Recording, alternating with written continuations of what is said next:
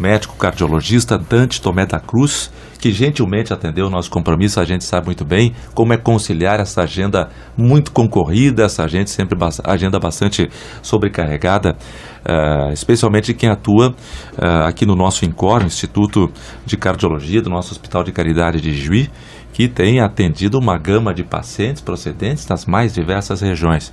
O Dante até nos observava há pouco aqui, fora do ar, que há uma grande demanda de pacientes, por exemplo, que são provenientes da região da fronteira, da região de São Borja. Bom dia, Dante. Bom dia. De fato, não só a micro-região, como falávamos, mas também a macro-região tem encaminhado bastante pacientes para Ijuí e para o tratamento, né, da cardiologia de, por exemplo, cirurgias cardíacas ou implantes de marca-passo ou cateterismo, que são procedimentos que não são feitos em cidades menores e pelo Sistema Único de Saúde a referência é a Ijuí, né? Então a gente tem se deparado bastante com pacientes dessas regiões. Quais procedimentos, assim, Dante, nesse conjunto, lógico, nesse universo de pacientes, quais são os procedimentos mais corriqueiros que vocês têm realizado no INCOR? Olha, no INCOR, o procedimento mais realizado, né, é o próprio cateterismo, né, a cineangiocoronariografia, o exame que revela o padrão de obstrução ou não das artérias do coração, aquele onde ocorre o infarto, né? Então, basicamente assim, é o exame aprofundado mais realizado, cerca aí de, eu diria que de 12, 15, às vezes até mais 20 exames por dia. Por dia, isso? Por dia. E, claro, fora exames que também fazem em outros locais, né? Como o ecocardiograma, o próprio eletro, né? Esteira. E em procedimentos cirúrgicos, o implante de marca-passo e a cirurgia cardíaca mesmo com o coração aberto são realizados uma média de 25 a 30 por mês. Cirurgias. 25 a 30 por mês. É um número alto isso, por INCOR? É um número alto, não dá assim para dizer que é exatamente o INCOR que faz, né? Porque o bloco cirúrgico fica situado dentro do HCI, né? Os pacientes, eles são atendidos no INCOR, mas juntando aí INCOR, HCI, aí sim, claro, a gente tem todo esse número que dá para se dizer elevado, pois o Sistema Único ele não gera lucro, é um peso, vamos dizer assim, para qualquer hospital que pratica esse tipo de procedimento. Então, muitas vezes ele é feito porque é necessário mesmo manter esse tipo de coisa, mesmo que dê prejuízo. Vários hospitais, por exemplo, Passo Fundo e no interior do estado, onde tem esse serviço, Pelotas, Caxias, cidades maiores, têm diminuído o número de procedimentos via Sistema Único para tentar contornar essa crise, porque, por exemplo, quanto mais se faz, mais se gasta. Mais se consome.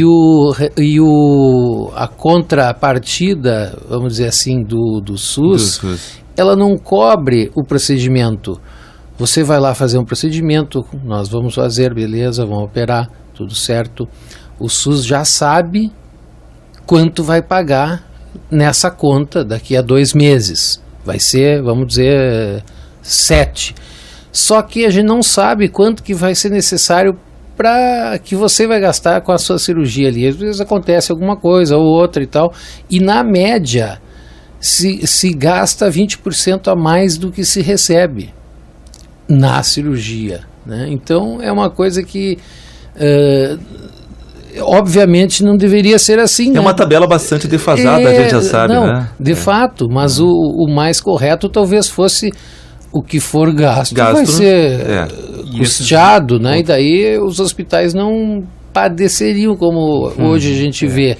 O nosso hospital, ainda que sob todos a crise que chegou para todo mundo, ainda se mantém e exerce vários serviços que muitos outros, além de não exercerem, não praticarem, estão fechando e estão diminuindo. Então, mas aí que é o problema, né, doutor? Aí o pessoal, os hospitais ou que fecham na região ou que diminuem serviços, o que acontece? Os pacientes vêm para a HCI. Também mais esse detalhe, com certeza. Aí verdade. vai inchar aqui. Esses 20% aí, no gasto, que uma cirurgia se gasta mais do que se recebe, né? Aí o hospital tem que custear? Sim, com certeza, porque a gente está lá com... a gente tem o paciente, está lá, está tratando, precisa dar um remédio, daí amanhã surgiu outra coisa, tem que dar um outro remédio. Isso não está... Né, não está no pacote que já é fechado. Então esse tipo de coisa que já vem, vocês vão receber 20, não importa o que fizerem, vai ser 20. Então com aqueles 20 tu teria que, né, fazer acontecer. E muitas vezes não se sabe na cirurgia o que pode acontecer, né? Não, claro, é uma coisa que ninguém tem bola de cristal, então... Mas o que a gente sabe como médico é que tem que tratar, né? A gente tem que ir atrás e muitas vezes não importa, né? Não vamos ficar pensando sempre quanto que vai custar tal coisa ou outra coisa. A gente quer resolver o problema de saúde, daquela situação que às vezes grave e tem que contornar. Então, claro, a medicina hoje em dia está num samba, né? A gente vai rebolando para conseguir daqui e dali, mas sempre, por exemplo, eu como médico, falando propriamente de mim mesmo, eu busco dar assistência que o paciente precisa, fazer o que é certo e depois a gente vê se tem como fazer aqui, se não tem, se vamos ter que mandar para outro lugar, mas a gente tem que sempre se nortear pelo que é o correto, o que deve ser feito. Então daí não vai ter erro entre escolhas de A, B ou C, ou medicamento X, Y, né? Tem que tentar fazer o que é correto, o que, claro, também não dá para... tem que ser viável, né? Não adianta viver de utopia. Naquele momento. Claro. Vocês dependem sempre desse diagnóstico preciso, exato. O HCI, o INCOR, foi contemplado agora com mais um angiógrafo, né, um equipamento também de ressonância magnética. Esse diagnóstico preciso favorece sobremaneira a intervenção de vocês? Sim, com certeza. Não, e a aquisição dessa nova aparelhagem deve ajudar bastante, principalmente a ressonância, que é um serviço que ainda não tem no hospital, embora na cidade a gente já tenha máquinas, né, de ressonância aí há algum bom tempo. E o angiógrafo, claro, a gente tem também desde que inaugurou o INCOR, e é uma máquina que já está ficando, de certa maneira, defasada e tudo tem vida útil, né?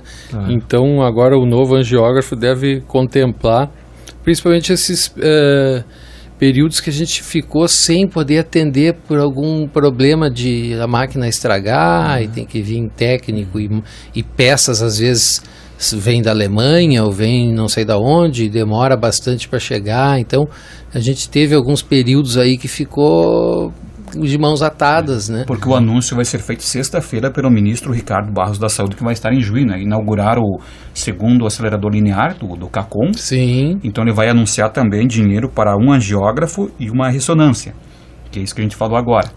Vão adquirir. E isso vai ajudar muito. O angiógrafo o INCOR fica com 2. Fica com 2. Ainda não, por exemplo, não foi comunicado aos médicos de uma maneira assim oficial se vão ter 2 funcionando ao mesmo tempo ou se ele substituirá esse que já está instalado. O que seria o ideal? 2 simultaneamente? O ideal seriam 2, claro. Que daí a agilidade, né? O ideal mesmo seriam 2, mas isso pressupõe, por exemplo, uma nova estrutura física, né? Porque para colocar essa máquina precisa de um outro espaço mais ou menos parecido do tamanho do que já existe. Outras equipes de enfermagem, né? Aumenta tudo, aumenta também o custo, com certeza, aumenta muito custo. Teria isso hoje? Nesse momento não. Nesse momento não tem ali Não tem, por exemplo, uma área construída esperando apenas a chegada da máquina. Não está nesse ponto, né? Se fosse hoje, eu acho que o local mais provavelmente seria no local do angiógrafo que já tem. Que é o que se fez com o novo acelerador linear. Você construiu um novo espaço, tudo, né? Para colocar um segundo ali no CACOM. Então tem... É isso que precisa. Exatamente, isso aí que... Mas, né, o pessoal deve estar tratando disso, às vezes a gente não participa, né, de muita coisa, e a direção...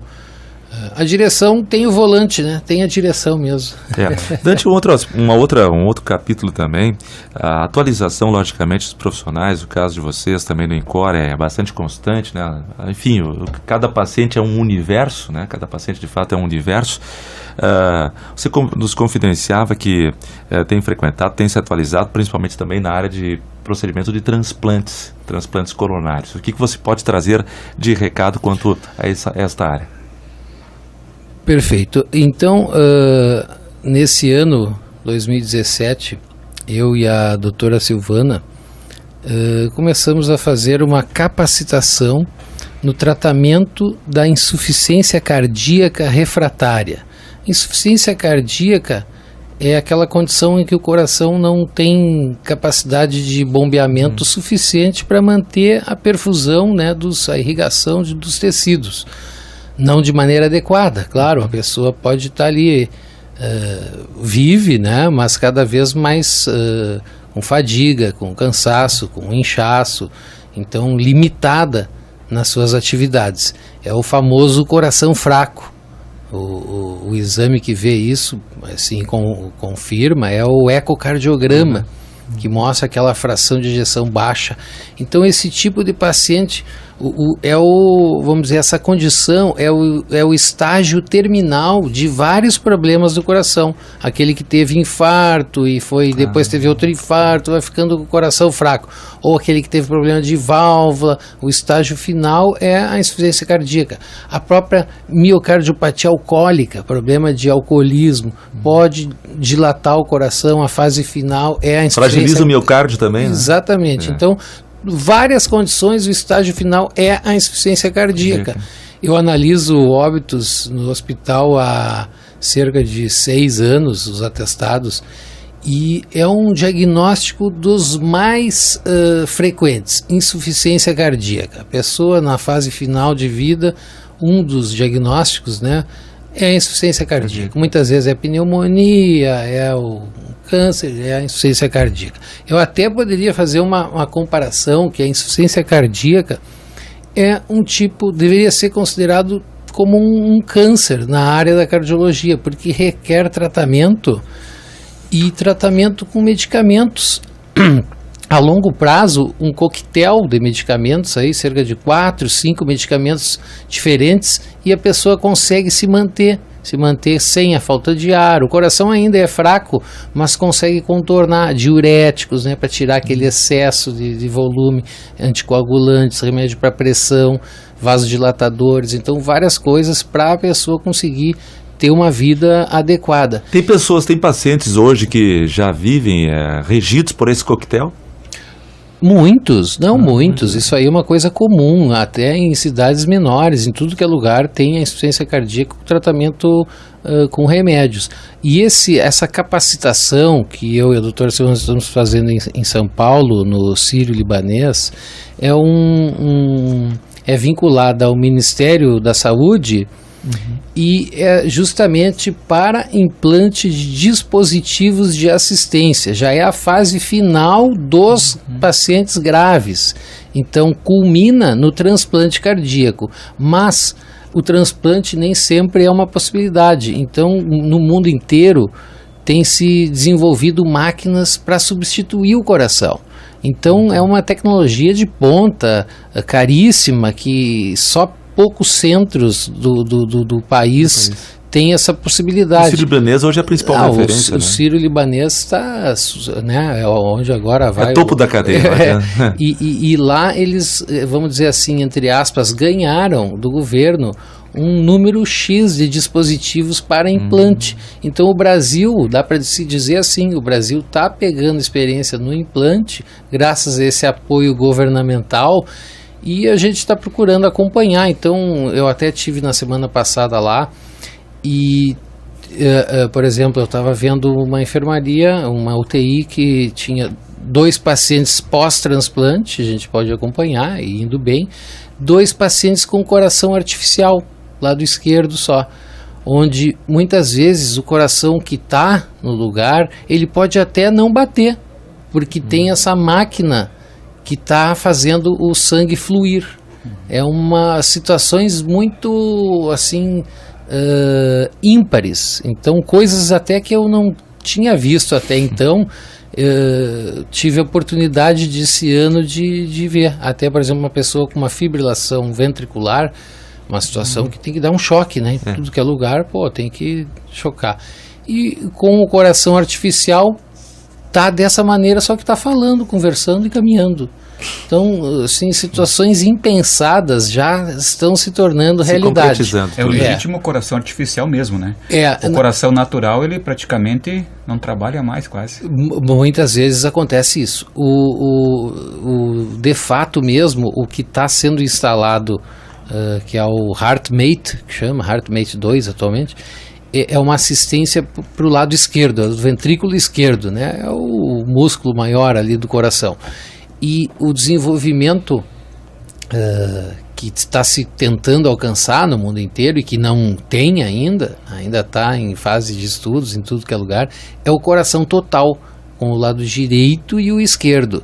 Inclusive alguns experts lá de São Paulo estão também pesquisando nessa área, e a gente pôde se engajar na pesquisa, e eu também fiquei super ansioso, mas assim, para trazer esse tipo de coisa para a nossa cidade, ainda não é Eu iria perguntar isso. Demandaria mais algum tempo. Nós Então, temos aqui uns 30 segundos, Dr. Dante, mas para trazer para cá demora muito. Demora, eu acho que eu quero tirar de lá essa evolução, acompanhar a evolução, e quem sabe um dia, eu sonhei com isso quando era criança, e aí eu não perdi ainda, mas eu sei que está difícil, mas eu acho que a gente poderia fazer transplante. Não é utopia. Não, acho que transplante em Juí, num futuro que eu não sei daqui quanto tempo, poderia ser feito sim. Transplante de coração, né? Sim, de rim já é feito há muitos anos, mais de 20 anos. A nefrologia. Ok. Médico cardiologista Dante Tomé da Cruz, obrigado, bom trabalho. Obrigado.